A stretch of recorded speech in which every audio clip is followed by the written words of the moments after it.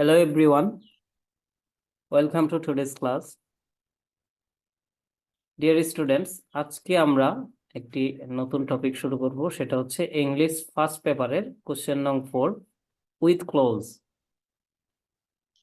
এটা হচ্ছে একটা শূন্যস্থানের প্যাসেজ প্রশ্ন, 4 নং কোশ্চেনে আসে, যেখানে তোমার 10টির অধিক শব্দ দেওয়া থাকবে, 12টির মতো, এবং 10টা শূন্যস্থান দেওয়া থাকবে প্যাসেজে। এই প্যাসেজ পড়ে বক্সের ওয়ার্ডগুলো দিয়ে তোমাকে অ্যান্সার করতে হবে। প্রশ্নটা একটু পড়ে নিই, দেখো। বিপ্লব, জি স্যার। দেখো, read the অসংখ্য following text and fill in the blanks with a suitable word from the box. বক্সে যে ওয়ার্ডগুলো আছে এগুলো থেকে উপযুক্ত শব্দটি দিয়ে শূন্যস্থান পূরণ করতে হবে। জি There sir. are more words than needed. প্রয়োজনের তুলনায় এখানে বেশি শব্দ দেওয়া আছে। Make any grammatical change if necessary. যে কোনো গ্রামাটিক্যাল পরিবর্তন করা যেতে পারে। ধরো তোমার নাউন দরকার, অ্যাডজেক্টিভ দেওয়া আছে, তাহলে ওই অ্যাডজেক্টিভটাকে নাউনে রূপান্তর করে তোমাকে বসাইতে হবে। এরকম গ্রামাটিক্যাল চেঞ্জ করা যাবে, অর্থাৎ এক পার্টস অফ স্পিচের শব্দকে প্রয়োজন অনুসারে আরেক পার্টস অফ স্পিচে রূপান্তর করে বসানো যাবে। তো শূন্যস্থান সলভ করার ক্ষেত্রে সবচেয়ে বেশি প্রয়োজন যেটা, সেটা হচ্ছে বাক্যের অর্থগুলো বা শব্দের অর্থগুলো ভালোভাবে বুঝতে পারা। আর এই শব্দের অর্থ বোঝার জন্য এখানে আমি কিছু ভোকাবুলারি ওয়ার্ড দিয়ে দিয়েছি, এইগুলো আগে তোমরা পড়ে নিবে। দেখবে যে এখানে দুই একটা ওয়ার্ড তোমাদের হয়তো অর্থ অজানা আছে, আবার অধিকাংশগুলোই তোমাদের জানা থাকার কথা। তো রেকর্ডিং দেখে যারা ক্লাস করবে অবশ্যই ভিডিওটা পজ দিয়ে এই শব্দের অর্থগুলো আগে শিখে নিবে। আর তোমরা যারা লাইভে আছো তোমাদেরকে এই শিটটা আমি আগেই সরবরাহ করেছিলাম, আশা করি তোমাদের অনেকেরই এগুলো শেখা আছে। না থাকলে আবার একটু রিভিশন করে নিবে, হ্যাঁ।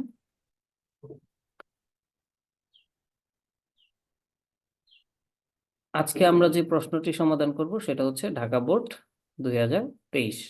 এখানে আমরা প্যাসেজটি সমাধান করার জন্য কিছু শর্টকাট টেকনিক ব্যবহার করব। মনে করো যে ওগুলোই হচ্ছে রোলস আকারে আমরা ব্যবহার করব। বিপ্লব, জি স্যার। স্যার প্রশ্ন একটু বড় করেন স্যার। লেখা কি বোঝা যায় না? একটু ছোট ছোট তো সমস্যা হয়েছে, একটু বড় গুলো ভালো হয়। এখন দেখো তো। আচ্ছা। হুম, তো দেখো, football is the most important and exciting event for all classes of people. Football খেলাটি হচ্ছে সবচাইতে জনপ্রিয় এবং উত্তেজনাকর একটি ঘটনা বা ইভেন্ট, খেলা for all classes of people, সকল শ্রেণীর জনগণের কাছে। The world cup football is the dash earth show in the world. এইখানে আমরা যে সূত্রগুলো প্রয়োগ করব, কিভাবে প্রয়োগ করব দেখো।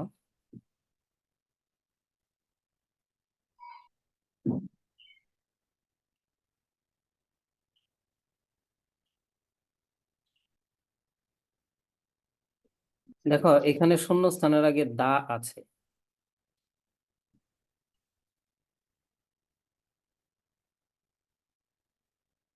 ঠিক আছে।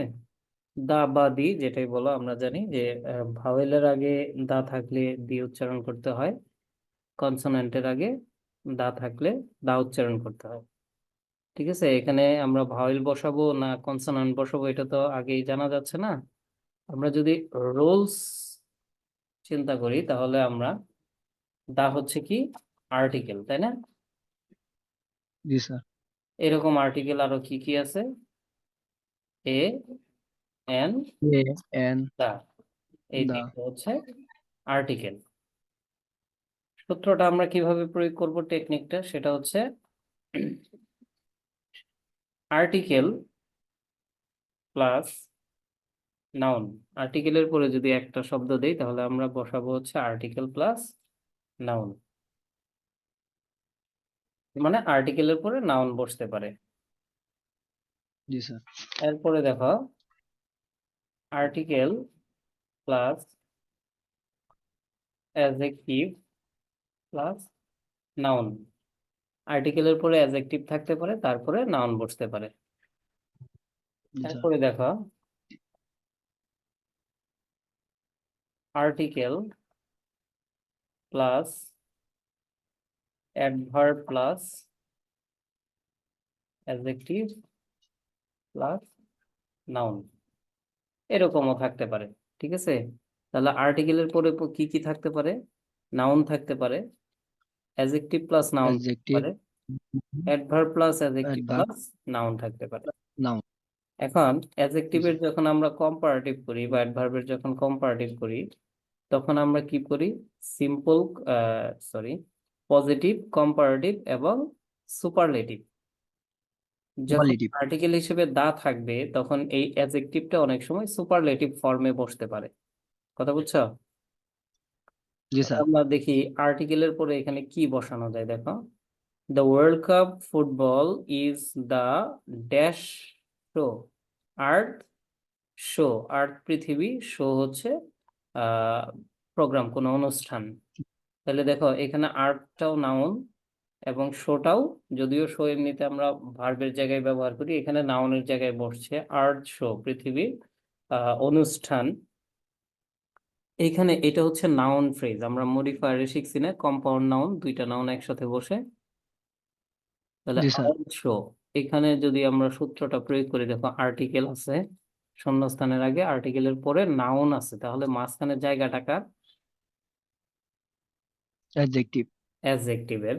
এবং যদি দা থাকে সেই ক্ষেত্রে অনেক জায়গাতে সুপারলেটিভ ফর্মে বসতে পারে, যদি সবচাইতে কোনো মানে কোনো কারোর সাথে কোনো কিছু তুলনা করা হয়, সেই ক্ষেত্রে সুপারলেটিভ ফর্ম বসে। তাহলে এখানে দেখো তো কোন শব্দটা অ্যাডজেক্টিভ আছে? গ্রেট অ্যাডজেক্টিভ আছে, সার্টেইন অ্যাডজেক্টিভ আছে, হুম। অ্যাপ্রক্সিমেট এটা অ্যাডজেক্টিভ হিসেবেও বসে। আচ্ছা, যেগুলো অ্যাডজেক্টিভ আছে আমরা আগে এইগুলো থেকে দেখবো, হ্যাঁ। গ্রেটটাকে যদি আমরা জি স্যার। সুপারলেটিভ করি তাহলে হয় গ্রেটেস্ট। দেখো তো এখানে গ্রেটেস্ট দিলে অ্যান্সার থাকে না? জি স্যার, হয়। তাহলে the world cup football is the greatest show, art show in the world. পৃথিবীতে এই বিশ্বকাপ ফুটবলটাই হচ্ছে সবচেয়ে বড় একটা অনুষ্ঠান। ঠিক আছে, অনুষ্ঠান। ইট জি is the sir. Most international tournament of football. Most dash international, খেয়াল করো। দা আর্টিকেল, একই সূত্র না, আর্টিকেল আছে দা, এখানে জি স্যার। টুর্নামেন্টটা হচ্ছে নাউন, ইন্টারন্যাশনালটা হচ্ছে নাও। অ্যাডজেক্টিভ। এখন মোস্টটা হচ্ছে, আমরা এটাও সুপারলেটিভ ডিগ্রিতে বসাই, অর্থাৎ দায়ের পরে যখন সুপারলেটিভ ফর্ম বসে, সুপারলেটিভ ফর্ম দুই ভাবে বসে। একটা হচ্ছে যদি সিলেবল একটা থাকে, তাহলে যেমন ধরো big, bigger, biggest, small, smaller, smallest, এইভাবে বসাই সুপারলেটিভ ডিগ্রিটা, সুপারলেটিভ ফর্মটা। আর যদি একাধিক সিলেবলের শব্দ থাকে তাহলে আমরা মোস্ট যোগ করে বসাই, যেমন beautiful, most beautiful, wonderful, most wonderful. এই সূত্র অনুসারে মোস্টের পরে এখানে আমরা একটা অ্যাডজেক্টিভ বসাবো, যদিও এখানে একটা অ্যাডজেক্টিভ আছে আগে থেকে, তারপরেও একাধিক নাউন যেরকম বসতে পারে একাধিক অ্যাডজেক্টিভও বসতে পারে, তাই না? তাহলে জি sir. It is the most dash international tournament of football. ফুটবলের এটা হচ্ছে সবচাইতে আন্তর্জাতিক মর্যাদা সম্পন্ন টুর্নামেন্ট বা ক্রীড়া প্রতিযোগিতা। প্রেস্টিজ হচ্ছে মর্যাদা, তাই না? প্রেস্টিজ হচ্ছে জি স্যার। নাউন, এটাকে যদি আমরা অ্যাডজেক্টিভে রূপান্তর করি তাহলে অ্যান্সার কি হবে? Prestigious, prestigious. ঠিক আছে, it is the most prestigious international tournament of football. Clear? The competition জি sir. Place once in every 4 years. এই প্রতিযোগিতাটি প্রতি 4 বছর পর পর একবার হয়। FIFA World Cup 2022 was dash in Qatar from the November to 18 December, এই পর্যন্ত। তাহলে এর আগের যে নিয়মটা আমরা শিখে আসলাম সেখানেও আর্টিকেল পেয়েছিলাম। এখন দেখো সি নাম্বার শূন্যস্থানের আগে একটা ওয়াজ আছে, তাই না? জি স্যার। এই ক্ষেত্রে আমরা একটা নিয়ম শিখবো। ওয়াজটা কি? ওয়াজটা হচ্ছে বি ভার্ব। এবার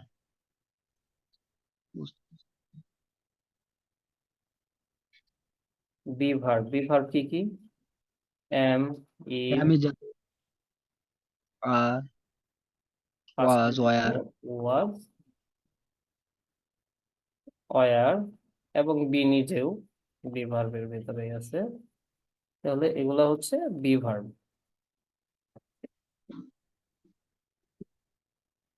এই ক্ষেত্রে শূন্যস্থানের আগে যদি তুমি বি ভার্ব পাও, তাহলে তুমি এখানে কি কি বসাবা, কি কি তোমার মাথায় আসবে, মানে কোন পার্টস অফ স্পিচের ওয়ার্ড গুলো তোমার অ্যান্সারে আসতে পারে।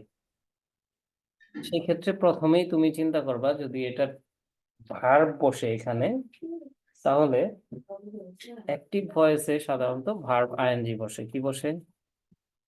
ভার্ব আইএনজি বসতে পারে। Am is R was were এর পরে ভার্ব আইএনজি বসতে পারে। আমরা present continuous, past continuous, future continuous টেন্সে পড়ি যে am is are plus verb ING, was were plus verb ING, shall be will be plus verb ING. তাহলে was এর পরে এখানে একটা সম্ভাবনা আছে ভার্ব আইএনজি বসতে পারে। ওকে। তারপরে যদি এই বাক্যগুলো প্যাসিভ ভয়েস হয়, তাহলে ভার্ব থ্রি বসতে পারে। কি বসতে পারে? ভার্ব থ্রি মানে ভার্বের পাস্ট পার্টিসিপল ফর্ম। এটা কিভাবে বসে? মনে করো যে প্রেজেন্ট ইনডিফিনিটের আই ইট রাইস, এটাকে যদি আমরা প্যাসিভ করি, rice is eaten by me, তাহলে ইজ প্লাস ভার্ব থ্রি হইল। আবার ধরো আই এইট রাইস, আমি ভাত খেয়েছিলাম, I rice was eaten by me, was plus verb three হইল। মূল কথা, পাস্ট ইনডিফিনিট বা যে কোনো ইনডিফিনিটের প্যাসিভে এম ইজ আর ওয়াজ আর বি এর পরে কি বসে? ভার্ব থ্রি বসে। এই যে দুইটা গেল। এখন যদি ভার্ব না বসে, তাহলে সাধারণত অ্যাডজেক্টিভ বসবে। কি বসবে? অ্যাডজেক্টিভ বসবে। অর্থাৎ শূন্যস্থানের পরে এম ইজ আর ওয়াজ আর বি থাকলে এরপরে যদি অ্যাক্টিভ ভয়েসের বাক্য হয়, ভার্ব বসে, তাহলে ভার্ব আইএনজি বসবে।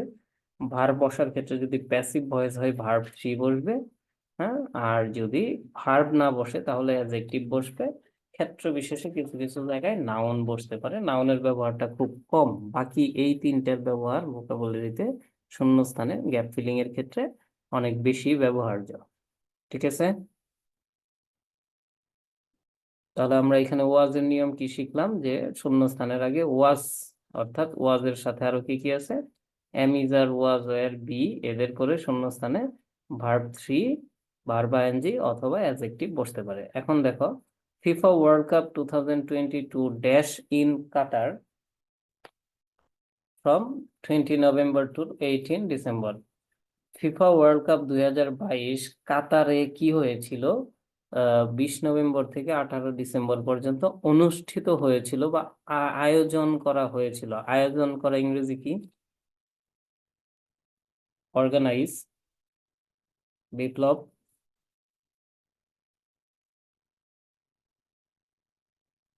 আনমিউট করো। জি স্যার, তাহলে organize স্যার। অর্গানাইজ হচ্ছে ভার্ব। ভার্ব। এখন যেহেতু আমাদের আয়োজন করা হয়েছিল, ভয়েস চেনার একটা সহজ পদ্ধতি হচ্ছে, তুমি যদি ভার্বটাকে প্রশ্ন করো, কে করে, জানি, মানে কি বাক্যে কে করে প্রশ্ন করার পরে যদি উত্তর পাওয়া যায়, সেটা হয় অ্যাক্টিভ ভয়েসে। আর যদি দেখো যে কে করে জানি না, উত্তর পাওয়া যায় না বাক্যে, তাহলে ওইটা হয় প্যাসিভ ভয়েসে। এখানে অর্গানাইজ মানে আয়োজন করা, তাই না? কে আয়োজন জি করে? জি স্যার। ফিফা ওয়ার্ল্ড কাপ আয়োজন করে? এটা তো উত্তর হইলো না, হইলো কে আয়োজন করছিল? জি কাতার স্যার। আয়োজন করেছিল। And কাতার তো আর সাবজেক্টের জায়গায় নাই, ও তো অবজেক্টের জায়গায় আছে, তাই না? বা এক্সটেনশনের জায়গায় আছে। তাহলে যখনই ভার্ব থ্রি প্রয়োজন হবে, মানে এম ইজ আর ওয়াজ এর পরে ভার্ব বসাবা, তখন একটা প্রশ্ন করবা ভার্বকে, যে ভার্বটা বসাবা অর্থ অনুসারে সেই ভার্বকে প্রশ্ন করবা যে কে করে। যদি কে করে এর উত্তর পাওয়া যায়, তখন ওইটা অ্যাক্টিভ ভয়েস হবে, তখন তুমি ভার্বের সাথে আইএনজি যোগ করবা। আর যদি প্রশ্ন করো কে করে জানি না, অর্থাৎ ওই কে করে এর উত্তর বাক্যে দেওয়া নাই, তাহলে তুমি বুঝতে পারবে যে ওটা প্যাসিভ ভয়েসে আছে, তখন তুমি কি বসাবা? Verb three বসাবা। আচ্ছা, তাহলে এখানে ভার্ব থ্রি বসবে নাকি? অর্গানাইজড। জি স্যার। অর্গানাইজ।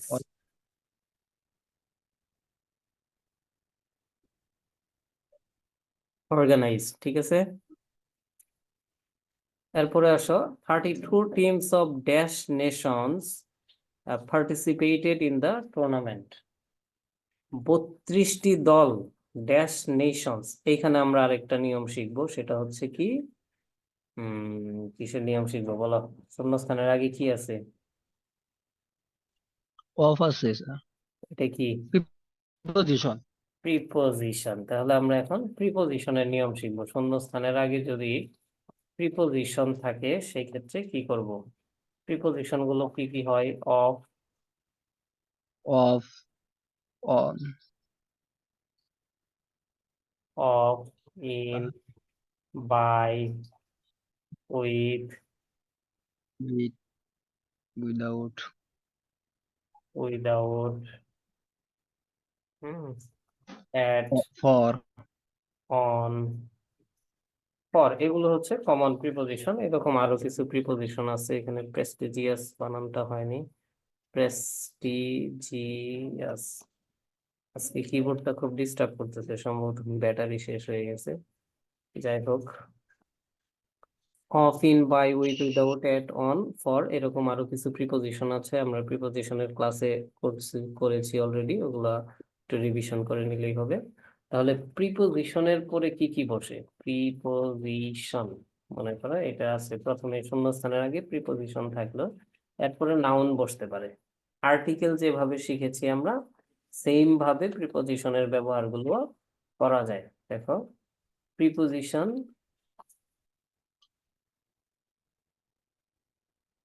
প্লাস নাউন, তার মানে প্রিপোজিশনের পরে নাউন বসতে পারে।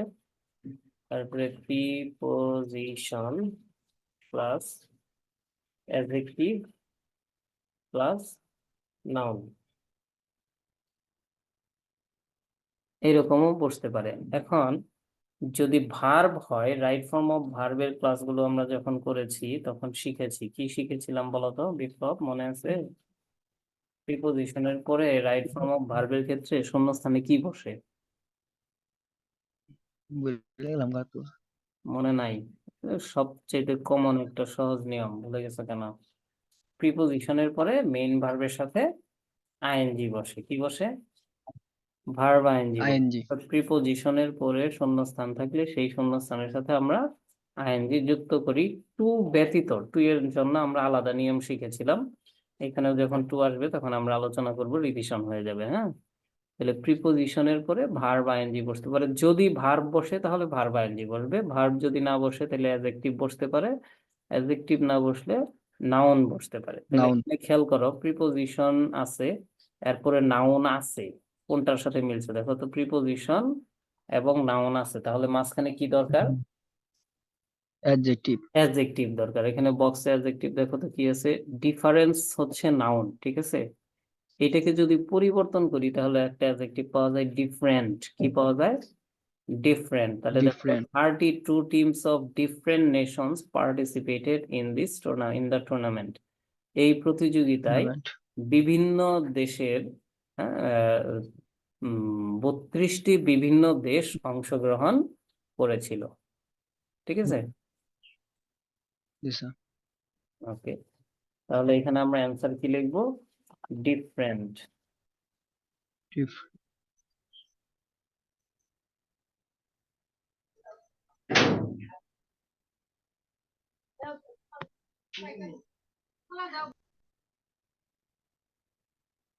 তাহলে এখানে হবে ডিফারেন্ট। তারপর এটা দেখো, ই নাম্বার, শূন্য স্থান দিয়ে বাক্য শুরু হয়েছে, তাই না?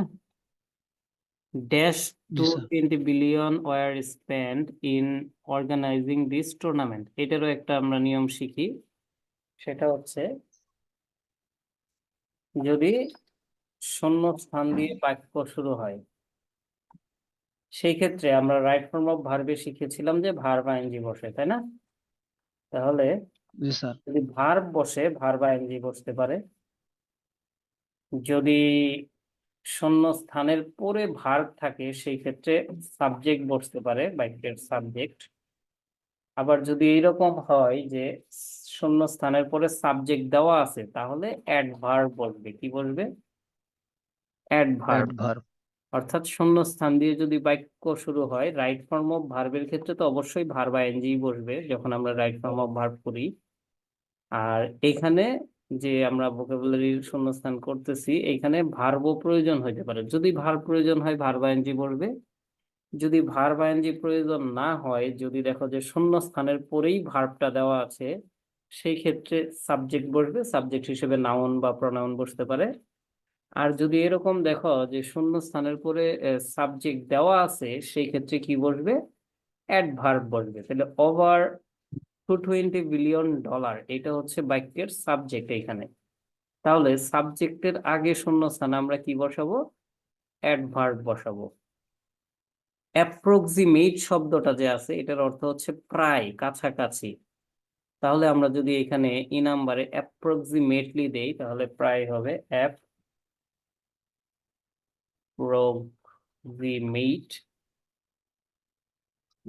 Approximately over $220 billion were spent in organizing this tournament. এই টুর্নামেন্ট আয়োজন করতে প্রায় $220 বিলিয়ন খরচ করা হয়েছিল। ঠিক আছে। There were 64 matches played in 8 venues across 5 cities. 5টা শহরের 8টা ভেন্যু মানে মাঠে প্রায় 64টি ম্যাচ অনুষ্ঠিত হয়েছিল। The final match was dash between France and Argentina. হ্যাঁ, ফাইনাল ম্যাচটি অনুষ্ঠিত হয়েছিল কার মধ্যে? দেখো তো এখানে শূন্যস্থানের আগে কি আছে? ওয়াজ আছে। ওয়াজের ওয়াজ। আমরা শিখে আসছি না? হ্যাঁ, বি ভার্ব জি এনি স্যার। ওয়াজ এর পরে যদি অ্যাক্টিভ ভয়েসের ভার্ব প্রয়োজন হয় আইএনজি, প্যাসিভ ভয়েসের ভার্ব প্রয়োজন হলে ভার্ব থ্রি, যদি ভার্বের প্রয়োজন না হয় তাহলে অ্যাডজেক্টিভ বা নাউন বসতে পারে। এখানে আমাদের ভার্বই প্রয়োজন হবে, কারণ কি? অনুষ্ঠিত হওয়া, ফাইনাল ম্যাচ অনুষ্ঠিত হওয়া, এটা তো ভার্ব। তাহলে আমরা বক্সে কি আছে? হোল্ড আছে, যেটা অনুষ্ঠিত হওয়ার অর্থ প্রকাশ করে। তাহলে আমরা এটার ভার্ব থ্রি দিব হচ্ছে হেল্ড, যেহেতু প্যাসিভ ভয়েসে হবে। কে অনুষ্ঠিত করেছিল? নাই। হ্যাঁ, তাহলে এখানে ভার্ব থ্রি হবে the final match was played between France and Argentina. France এবং আর্জেন্টিনার মধ্যে ফাইনাল ম্যাচটি অনুষ্ঠিত হয়েছিল। আর্জেন্টিনা ওয়াজ ড্যাশ, হ্যাঁ, champion, and captain Lionel Messi was dash the best player of the tournament. এখানেও দেখো সূত্র কমন পড়ে গেছে। এখানেও শূন্যস্থানের আগে ওয়াজ রয়েছে, এইখানেও শূন্যস্থানের আগে ওয়াজ রয়েছে। সেই ক্ষেত্রে আমরা ভার্ব থ্রি, প্যাসিভ ভয়েসে ভার্ব থ্রি ব্যবহার করতে পারি। আর্জেন্টিনা ওয়াজ, কি করা হয়েছিল? আর্জেন্টিনাকে মুকুট দিয়েছিল, চ্যাম্পিয়নের মুকুট দিয়েছিল। কে দিয়েছিল? উত্তর নাই কিন্তু। হ্যাঁ, উত্তর যদি না থাকে তাহলে প্যাসিভ হবে। আর মুকুট পরানো বা মুকুট বিজয়ী ঘোষণা করা ইংরেজি হচ্ছে ক্রাউন। ক্রাউনের ভার্ব থ্রি হচ্ছে ক্রাউন। আর মেসিকে সেরা খেলোয়াড় ড্যাশ করা হয়েছিল, ভোটের মাধ্যমে সেরা খেলোয়াড় নির্বাচিত করা হয়েছিল। কে করেছিল? এইটাও কিন্তু বাক্যের সাবজেক্টে নাই, তাহলে এটাও প্যাসিভ ভয়েসে হবে। আর ভোট দেওয়া হচ্ছে, ভার্ব থ্রি হচ্ছে ভোটেড। তাহলে এখানে কি হইলো? The final match was held between France and Argentina. Argentina was crowned champion, and Captain Lionel Messi was voted the best player of the tournament. এরপরে কি আছে? The 2022 World Cup was really a great source of dash and will be ever dash. এখানে খেয়াল করো, of হচ্ছে preposition, তাই না?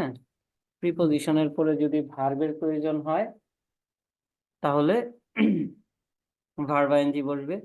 যদি ভার্বের প্রয়োজন না হয়, এই যে প্রিপোজিশনের নিয়ম, ভার্ব আইএনজি হইতে পারে, অ্যাডজেক্টিভ হইতে পারে, অথবা নাউন হইতে পারে। এখানে খেয়াল করো, অফ প্রিপোজিশন, তারপরে শূন্যস্থানের পরে এন্ড আছে। এন্ড হচ্ছে other parts of speech, noun ব্যতীত। যদি নাউন ব্যতীত অন্যান্য পার্টস অফ স্পিচ থাকে, তাহলে সেই শূন্যস্থানে অবশ্যই নাউন বসবে। কি বসবে? নাউন বসবে। নাউন বসবে।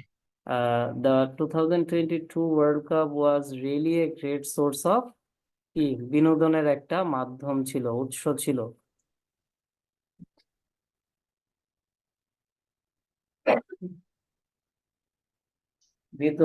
বিনোদন ইংরেজি হচ্ছে এখানে এন্টারটেইন, বিনোদন দেওয়া। হ্যাঁ, ভার্ব হিসেবে আছে, এটাকে নাউনে রূপান্তর করে আমরা বসাবো এখানে এন্টারটেইনমেন্ট।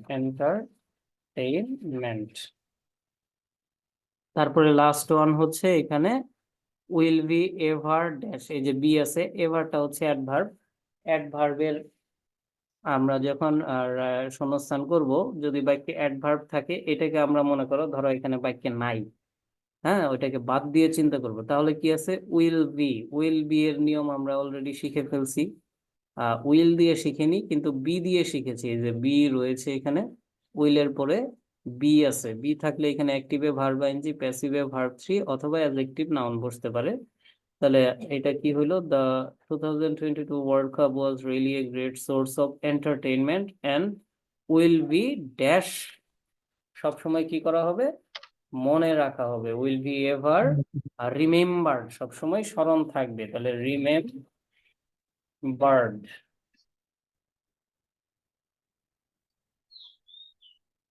ঠিক আছে।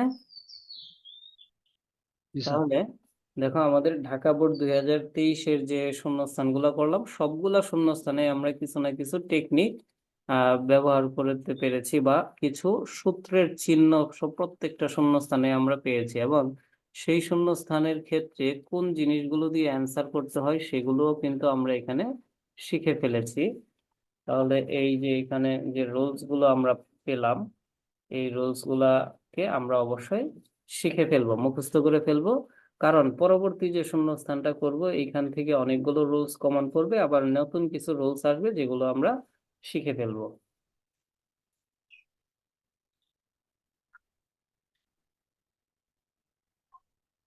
তাহলে এই রুলস গুলো আমরা শিখে ফেলবো, স্ক্রিনশট দিয়ে রাখতে পারো, অথবা ভিডিও যখন দেখবে পজ করে এটা শিখে নিবে। হ্যাঁ, দেখো তো বিপ্লব, এই প্রশ্ন এটা কি বুঝতে পেরেছো কিনা? জি স্যার, সহজ হয়েছে। আহ বাকিরা কথা বলো, কারো কোনো প্রশ্ন আছে এই প্রশ্নের ক্ষেত্রে?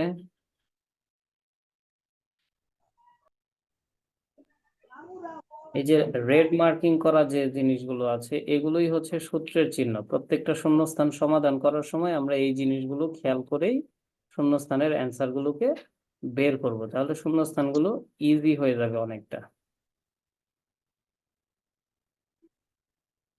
আশা করি আর কোনো প্রশ্ন নেই।